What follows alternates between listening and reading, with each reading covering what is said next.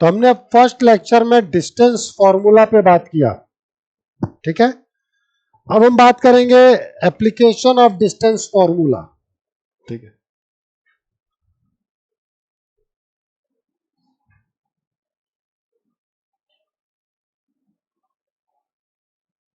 Application of distance formula. क्या हो गया ध्रुव?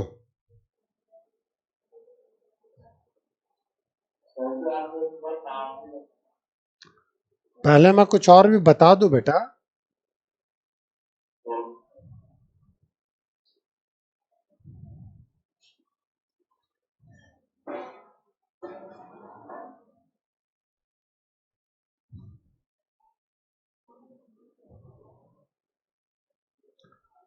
एप्लीकेशन में कुछ चीजें हैं। सबसे पहला पॉइंट होता है हमारे पास, given 3 points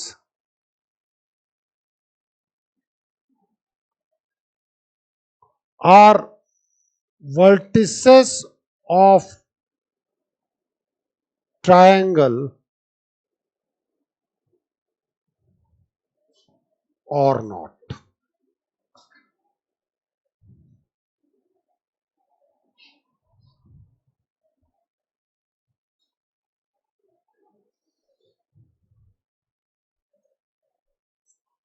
Given 3 points are vertices of a triangle or not. अब इस कॉन्सेप्ट को समझो पहले। 3 पॉइंट अगर इस तरीके से हैं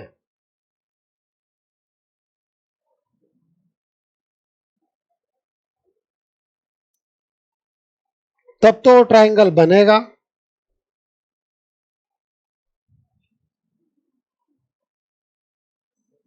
for triangle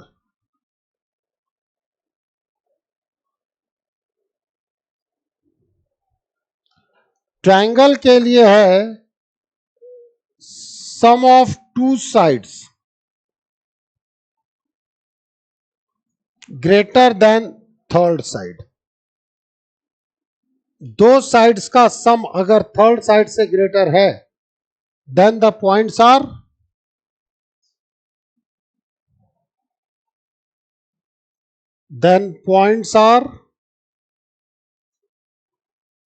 vertices of triangle। किन्हीं भी 2 साइड्स का सम अगर थर्ड साइड से ग्रेटर है तो वो 3 पॉइंट ट्रायंगल के वर्टेक्स होंगे। सेकंड,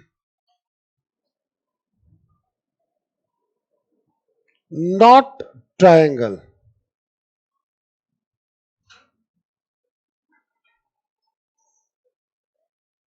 It means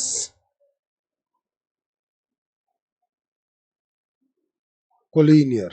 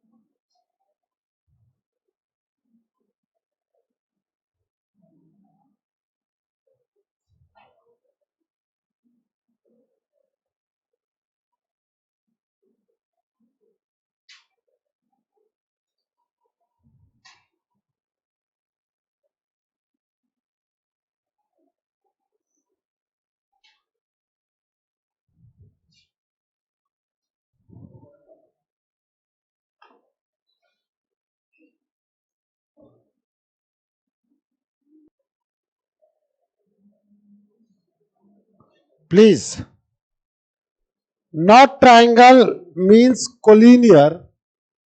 कोलिनियर का मतलब है points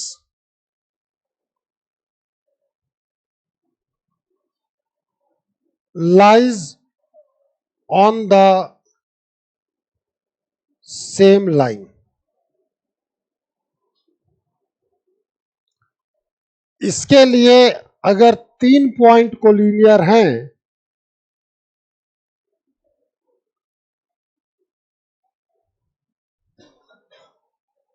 AB plus BC is equals to AC,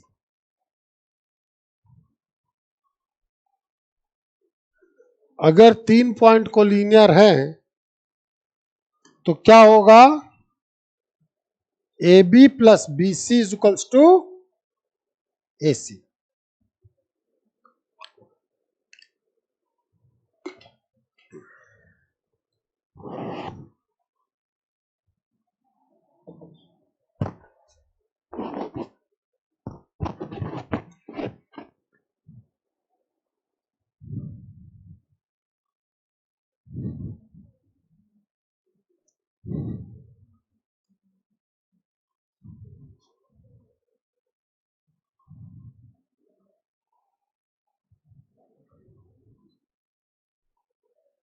चले आगे।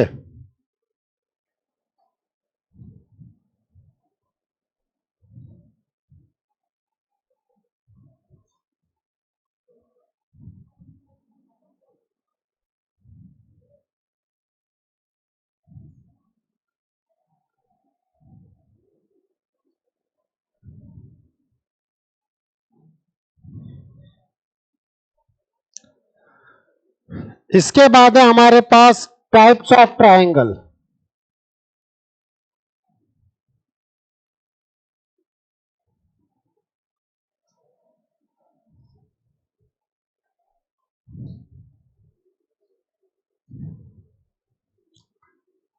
देखो क्या क्या चीजें पूछी जाती हैं, हम उसके बिहाफ पे काम कर रहे हैं। फर्स्ट है equilateral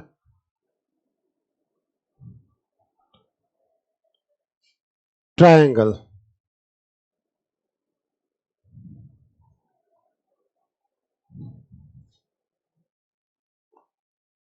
If AB is equals to BC is equals to CA,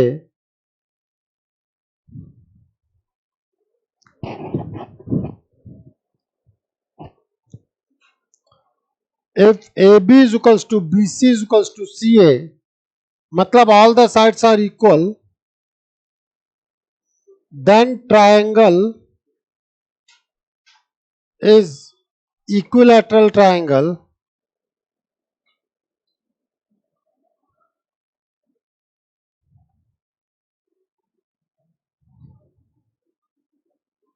whose area,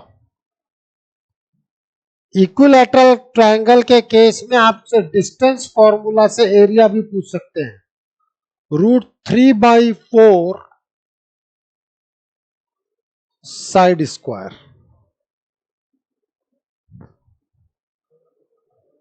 equilateral triangle का अगर एरिया पूछा जाए 3 वर्टेक्स दे करके, then it will be √3/4 side square.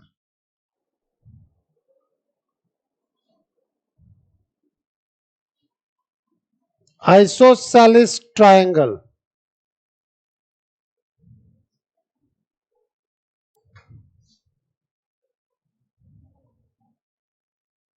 if two sides are equal but not equal to third side।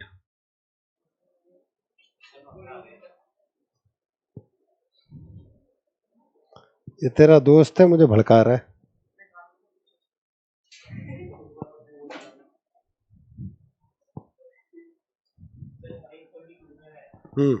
मैं भी देख रहा हूं।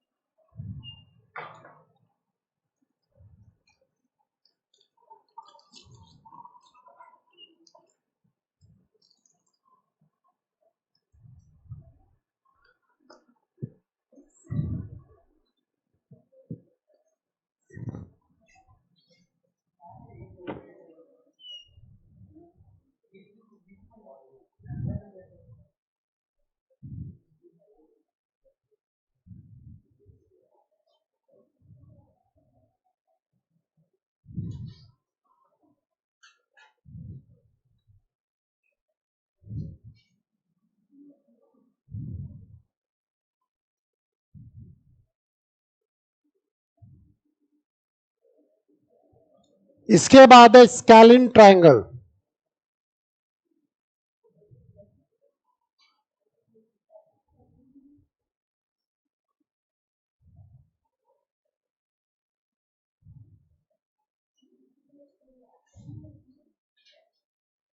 If all sides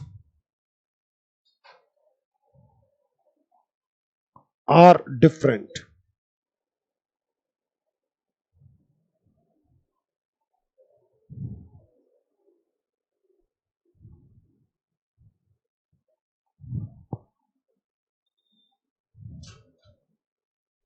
Scalene triangle का है if all sides are different, then that is known as scalene triangle.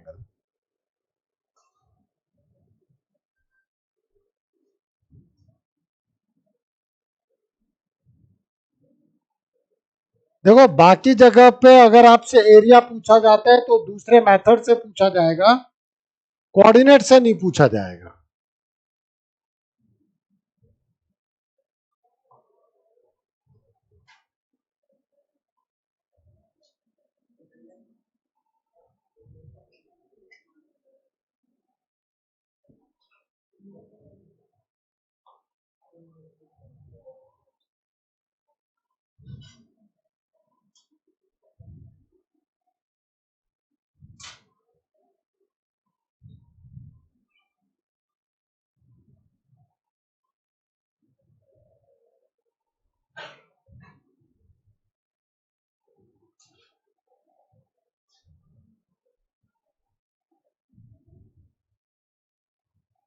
Please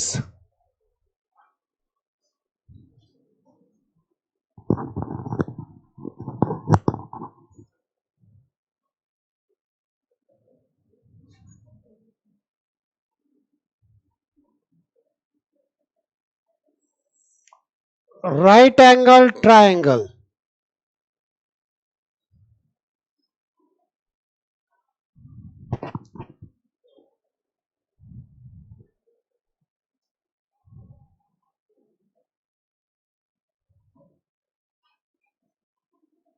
A B C, base कह लो, perpendicular कह लो, हाइपोटेनस कह लो।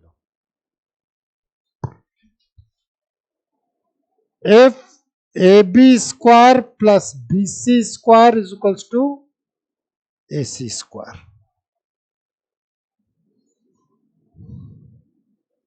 then triangle is right angle triangle.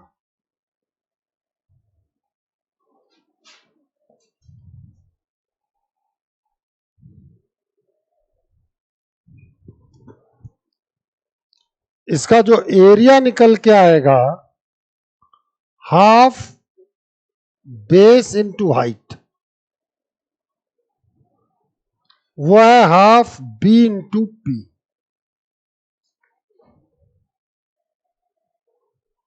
भाई राइट एंगल ट्रायंगल में height यही हो जाएगी ना।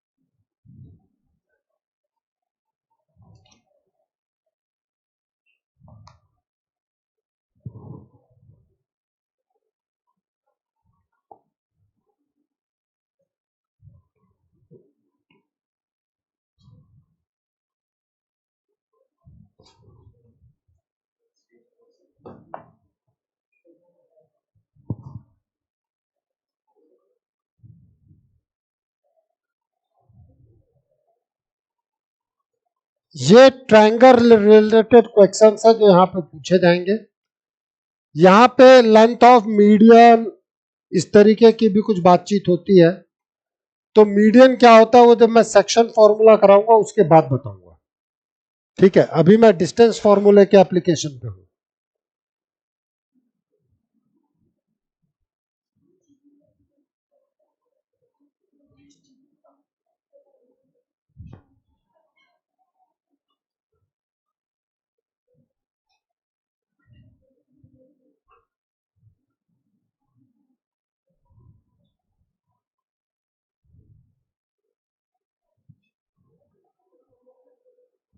प्लीज।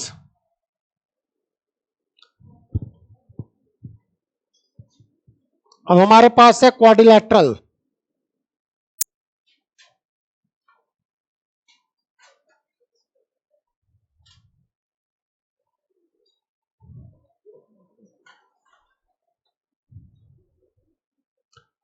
क्वाड्रिलैटरल मतलब 4 वर्टेक्स दिए जाएंगे। भाई अभी आपके पास 3 वर्टेक्स दिए गए थे, ठीक है। अब अगर सब कुछ अलग अलग है तो कहीं कोई दिक्कत नहीं है। एक टर्म आता है पैरेललोग्राम।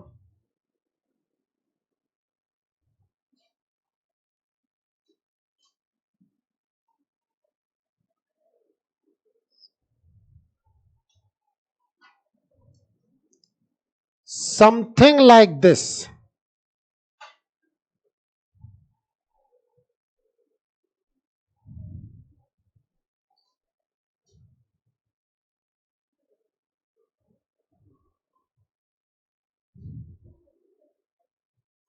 पैरेललोग्राम की बेसिक डेफिनेशन है AB is equals to DC and BC is equals to AD. Opposite sides are equal. और अगर अपोजिट साइड्स इक्वल भी होंगे तो पैरेलल भी होना उनकी मजबूरी है। अगर पेयर ऑफ अपोजिट साइड्स आपने इक्वल दिखा दिया है तो पैरेललोग्राम है।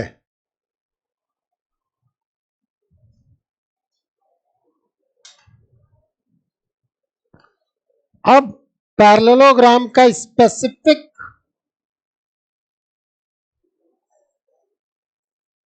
पार्ट आता है रेक्टेंगल।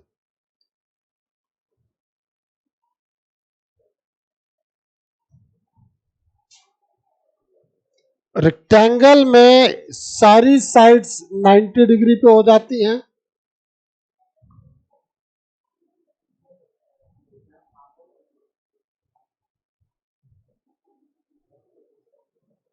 यहां आएगा AB is equals to DC, AD is equals to BC and AC is equals to BD.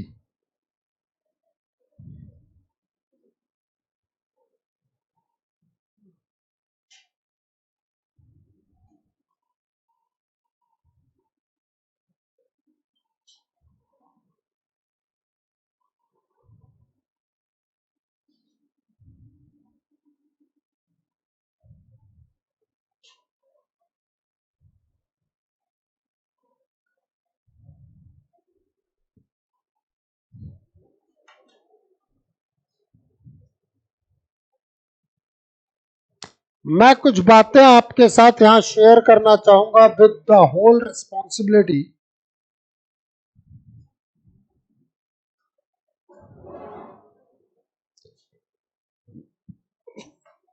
With the whole responsibility.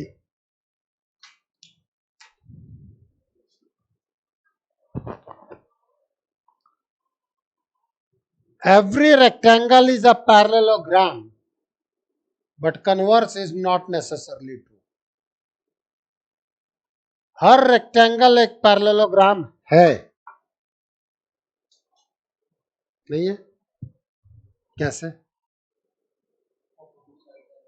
Opposite sides are equal and parallel, बस। तो पैरेललोग्राम की डेफिनेशन को follow कर गया, उसकी कुछ स्पेसिफिक प्रॉपर्टी भी आ गई। क्या? उसके लेंथ ऑफ डायगोनल आपस में इक्वल होंगे। पैरेललोग्राम में लेंथ ऑफ डायगोनल इक्वल हो भी सकते हैं और नहीं भी। अगर होना और नहीं होने में एक को सेलेक्ट करना है तो हम कहेंगे नहीं होते हैं, बट एग्जैक्ट आंसर है हो भी सकते हैं और नहीं भी। रेक्टेंगल के केस में इक्वल है ना, and I am saying that rectangle is a parallelogram, क्योंकि पैरेललोग्राम की तो डेफिनेशन रेक्टेंगल फॉलो करता है। यस और नो? चले फिर आगे। इसके बाद हमारे पास आता है स्क्वायर। या पहले, हाँ चलो स्क्वायर ही ले लो।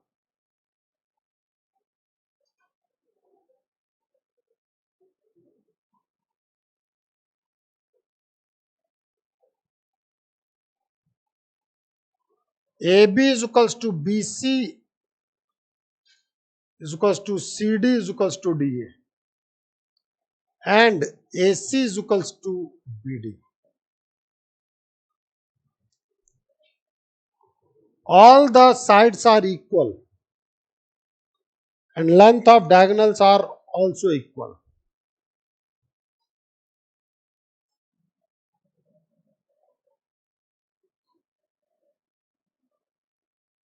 Every square is a rectangle.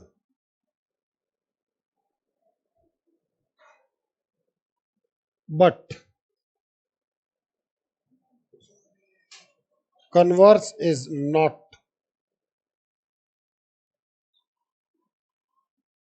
necessarily true.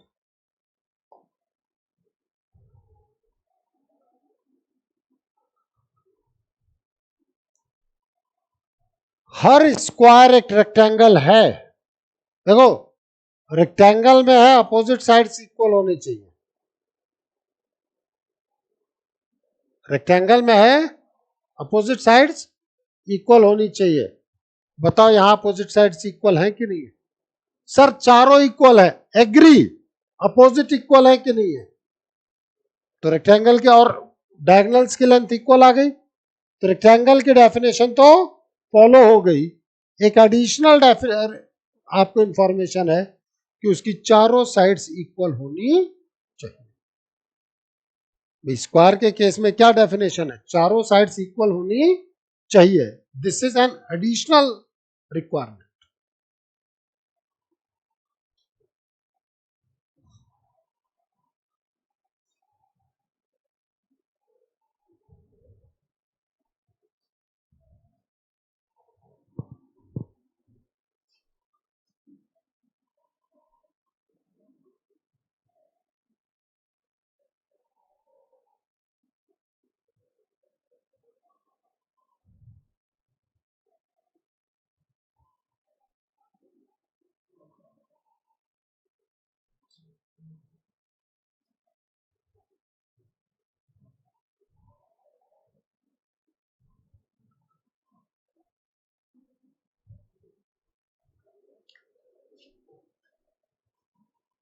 Fourth है rhombus.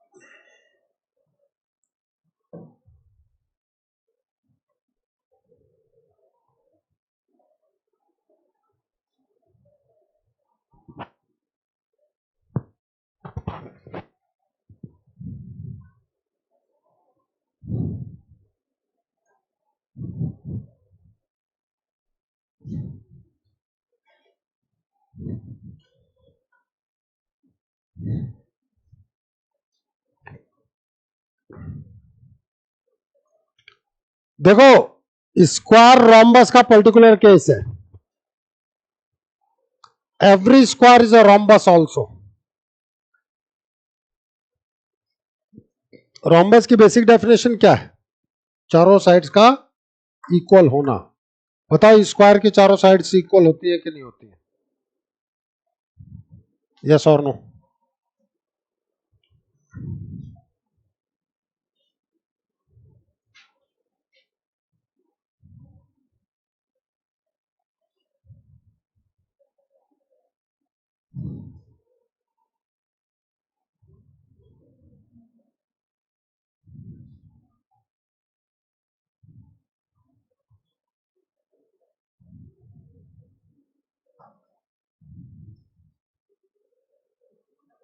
Every square is a rhombus, but converse is not necessarily true.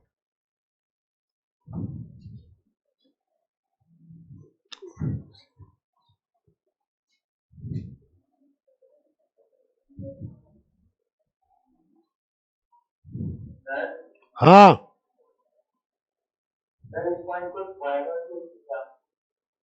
बिल्कुल स्क्वायर में भी लिख सकते हैं.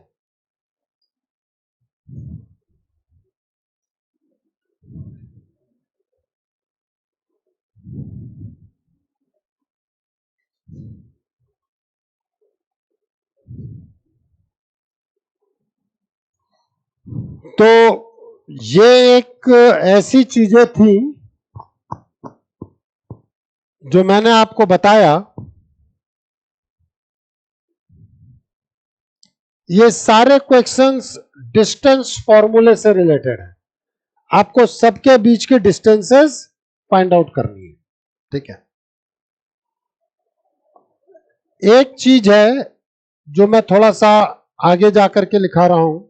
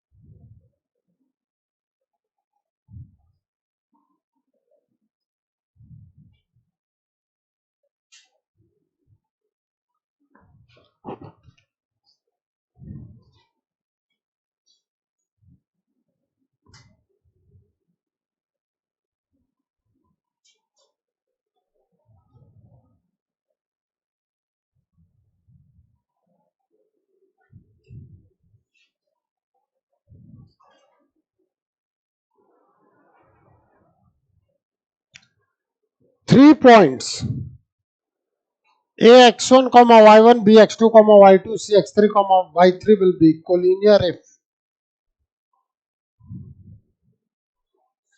y2 minus y1 upon x2 minus x1 is equals to y3 minus y1 upon x3 minus x1. ये थोड़ा सा याद रख लेना.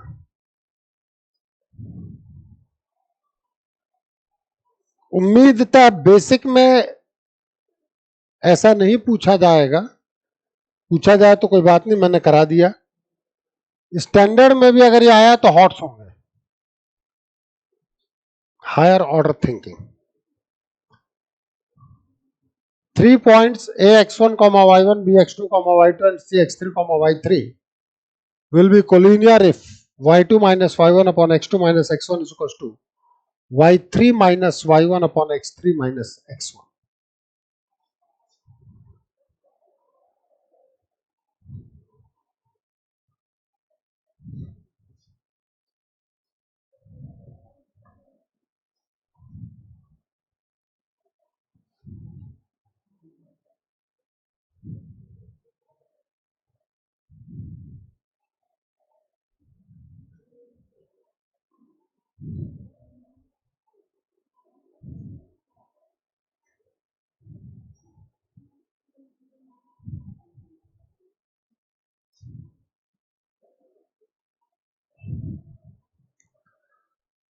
अब कुछ एक क्वेश्चंस मैं करा रहा हूं, उस पर ध्यान दें। R D Sharma.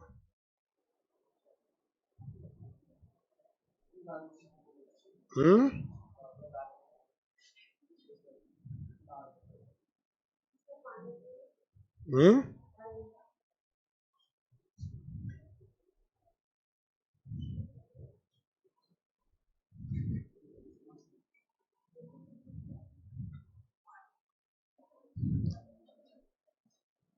3 points question लिखें।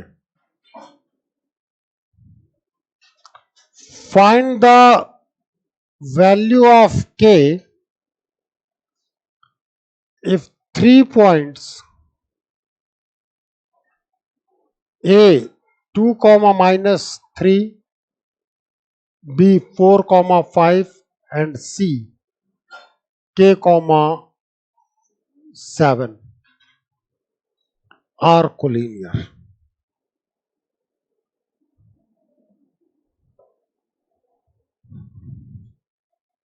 और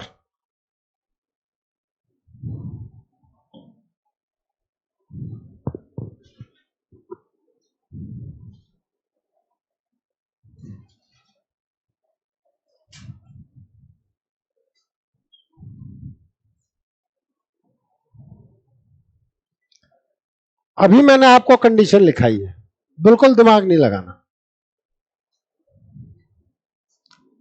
ए लिया 2 comma minus 3 x1 y1, B लिया 4 कॉमा 5 x2 y2, सी लिया k comma 7 x3 y3।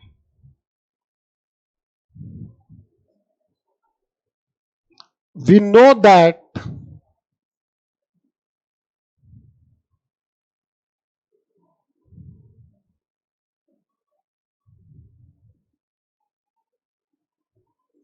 three points will be collinear if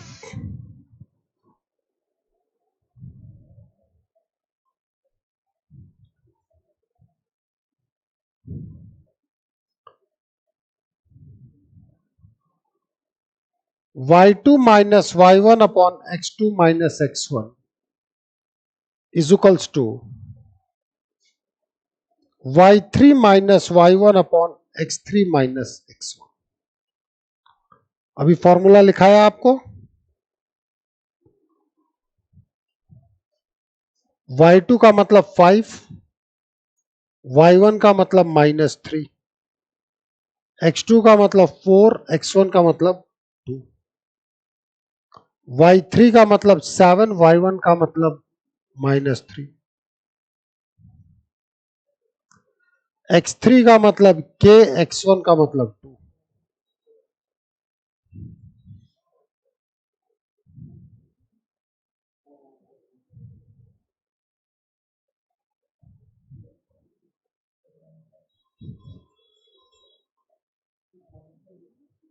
yes और नो? क्यों नहीं आ सकता?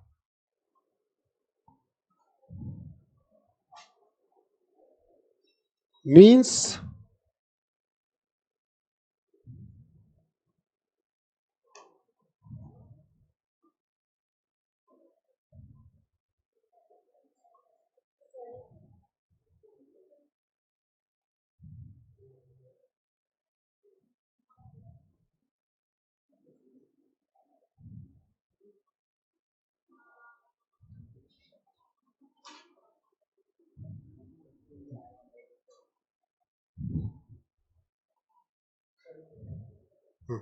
Thank you.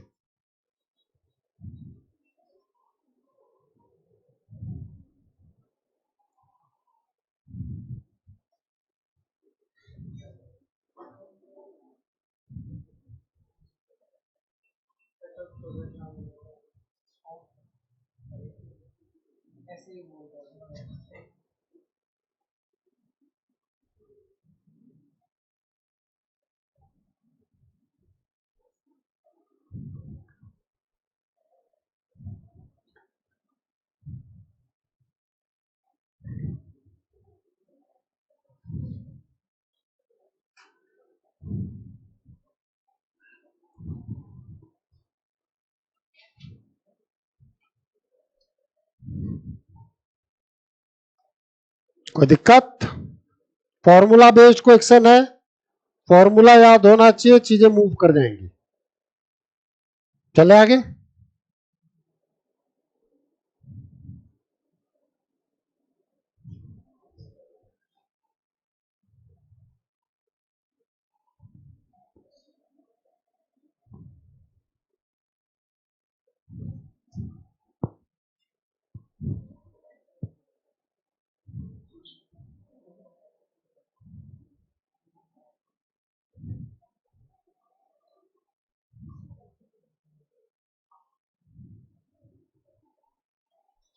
क्वेश्चन लिखें।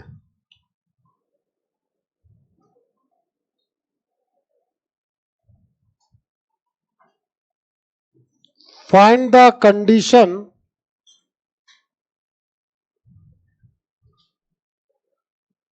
when point px comma y is equidistance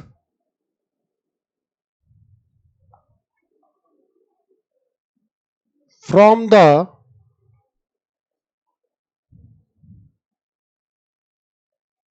two points a minus 1 comma 3 and b 4 comma minus 5.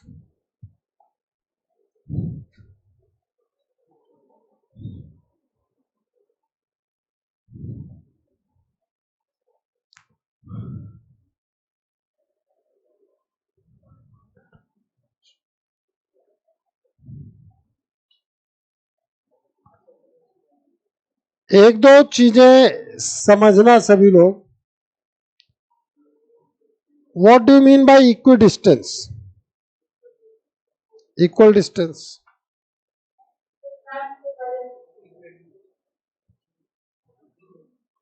अच्छा, equal distance का मतलब क्या होगा? बस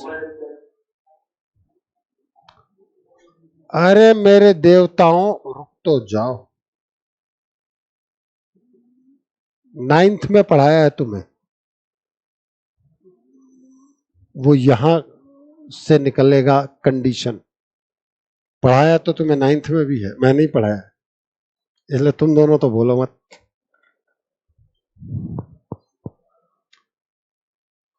इक्वल डिस्टेंस का सिंपल मतलब क्या है?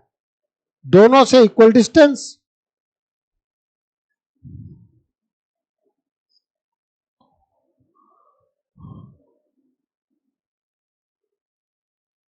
According to question AP is equals to BP. Equidistance, distance equal होनी चाहिए। अब AP का मतलब आ जाओ, x माइनस ऑफ -1 का स्क्वायर प्लस y माइनस 3 का स्क्वायर। BP का मतलब आ जाओ, x माइनस 4 का square plus y minus of -5 का स्क्वायर। फॉर्मूला लगाया distance between two points, x2 minus x1 का square plus y2 minus y1 का स्क्वायर। नोट करें।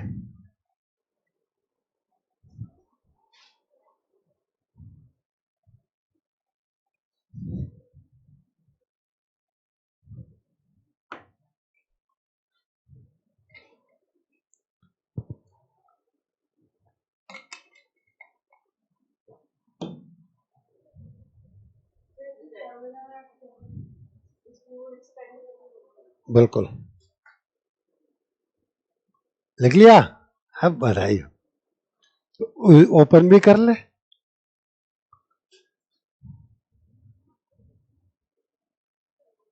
स्क्वायर ऑन बोथ साइड,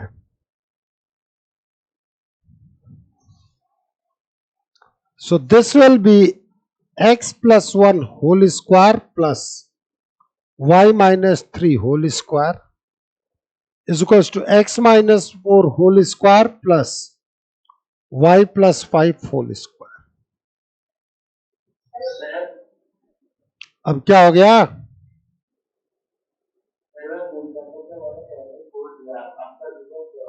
हाँ पहले ओपन कर दिया, कोई बात नहीं, उसके बाद स्क्वायर कर दो.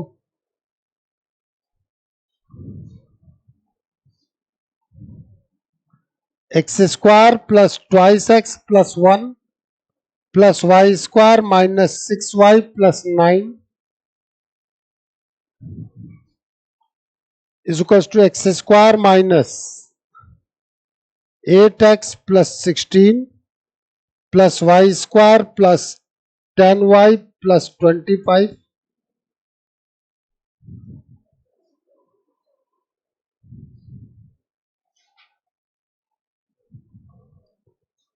ये एक्स स्क्वायर से ये एक्स स्क्वायर कैंसिल, इस वाई स्क्वायर से ये वाई स्क्वायर कैंसिल,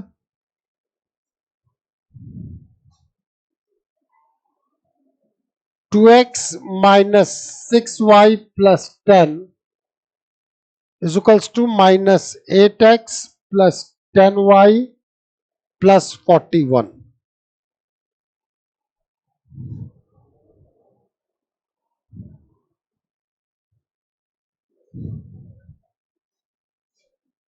इन भाइयों को इधर लाओ और इस भाई साहब को इधर ले जाओ।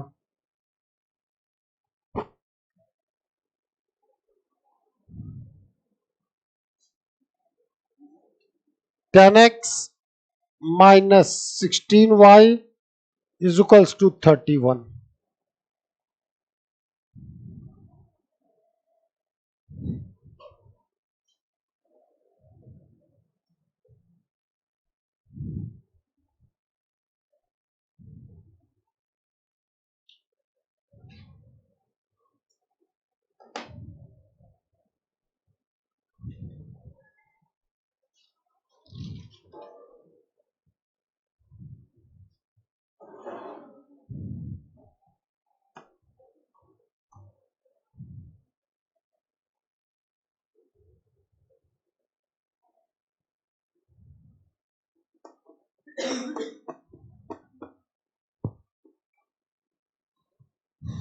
तो जयांशी इक्वल डिस्टेंस का क्या मतलब होता है बेटा? बस इक्वल डिस्टेंस, फिर डिस्टेंस का फॉर्मूला लगा दो, अंडर रूट आएगा, उनका स्क्वायर कर लो, इधर दोनों स्क्वायर करने के बाद कुछ कटेंगे पिटेंगे, काट पीट दो। फिर यहां आया एक linear equation in two variable. ये बताओ linear equation in two variable represent क्या करता है?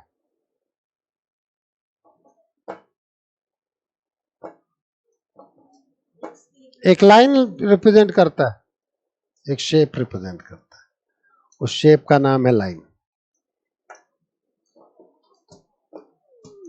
भाई साहब पेयर ऑफ लीनियर इक्वेशन में भी मैंने बताया था दो लाइंस थे, याद आ रहा है? और जिनको 10th में 9th में पढ़ाया उनको ड्रॉ भी कराया था। इनफैक्ट ड्रॉ तो आपको 10th में भी कराया है, पेयर ऑफ लाइंस में कराया भाई साहब। इनफाइनाइट पैराबोला क्वाड्रेटिक होता है, तो कहीं का कहीं है, नानी को दादी, दादी को परनानी, कराया तो है। Unique solution, infinite solution, no solution कराया था। तो ये स्ट्रेट लाइन रिप्रेजेंट करेगा, कराया तो है बेटा। आप भूल सकते हो, मैं कैसे भूलूंगा, कराने वाला कैसे भूलेगा। अब इसके बाद आओ, आखिरकार ये हुआ क्या था, ये भी समझो। ये जो कभी इक्विलैटरल ट्रायंगल भी हो सकता है, ये भाई आइसोसेलेस भी हो सकता है, बिल्कुल सही है। आइसोसेलेस की पूरी चीजें, इक्विलैटरल तो केवल दो केस में होगा, चले आगे, ये सब लिख लिया। अब तुम सोचो, जिनको 9th में पढ़ाया है, बाकायदा कॉन्ग्रुएंसी से प्रूफ किया है,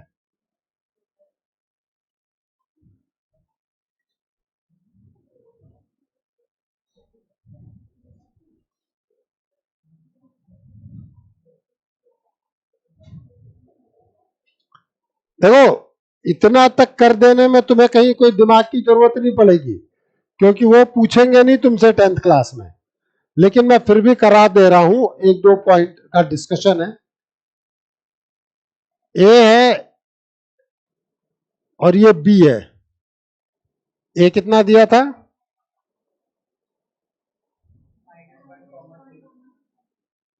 बी कितना दिया था?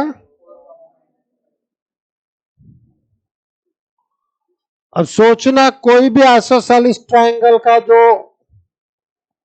थर्ड वर्टेक्स जा रहा है पी, ये इक्वी डिस्टेंस होगा कि नहीं होगा? हाँ या ना? और आपको बताया था कि जो वर्टेक्स होता है उससे अगर आप ड्रॉप करते हो परपेंडिकुलर, तो ये दो इक्वल पार्ट में बाइसेक्ट करता है। मतलब पी कभी यहां है, कभी यहां है, कभी यहां है, कभी यहां है, तभी तो पूरी लाइन बना रहा है। अब समझना, ये लीनियर इक्वेशन आई है ना? क्या निकाल के लाया था मैं अभी final result? 10x minus 16y is equal to, ये वो लाइन है। और दो जगह पे ये इक्विलेटरल ट्रायंगल भी बनाएगा, अपने आप बनाएगा। चलते चलते जब ये 60 डिग्री करेगा, करेगा तो सही, एक ऊपर और एक नीचे। डन? प्लीज ध्यान देना, एक केस में ये यहां भी पहुंचेगा जब ये कोई भी ट्रायंगल नहीं बनाएगा। अरे होगा कि नहीं होगा? ये डी पॉइंट इन दोनों से इक्वी डिस्टेंस पे है कि नहीं है? देखो ये सब तुम्हें एडिशनल इंफॉर्मेशन है। D is also equidistance from A and B, बाकी सब तो है। ये जो लाइन कहलाती है बेटा, this is right bisector of line joining A and B. Right का मतलब होता है 90 डिग्री, बाइसेक्टर का मतलब होता है जो उसको दो इक्वल पार्ट में डिवाइड करे। ध्यान देना और समझना, राइट एंगल का, राइट का मतलब क्या है? 90 डिग्री। बाइसेक्टर का क्या मतलब है? जो उसको इक्वल पार्ट में डिवाइड करे। So this is the line which is right bisector of line joining A and B. Term समझ में आ रही है? डन? कर लो नोट। आपके 10th लेवल पर 99% ये सब तो नहीं पूछेंगे, फिर भी मैंने एडिशनल जाकर के इसको एक्सप्लेन किया कि एग्जैक्टली हो क्या रहा है।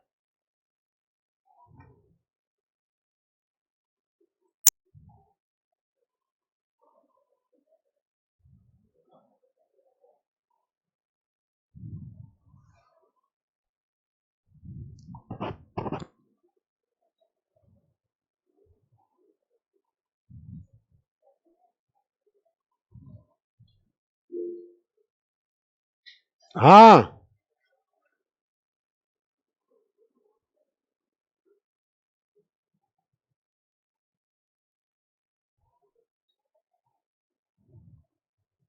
बिल्कुल बेटा, एक बार नहीं 2 बार समझाऊंगा। ध्रुव, आइसोसेलेस ट्रायंगल पर आ जाओ। आइसोसेलेस ट्रायंगल का जो वर्टेक्स होता है वो बाकी दोनों वर्टेक्स से इक्वल डिस्टेंस पे होता है। मेन चीज है यहां।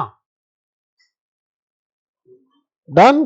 तो वो वर्टेक्स इस पूरी लाइन पर कहीं भी हो सकता है, इसीलिए ये line right bisector of line joining A and B होगी।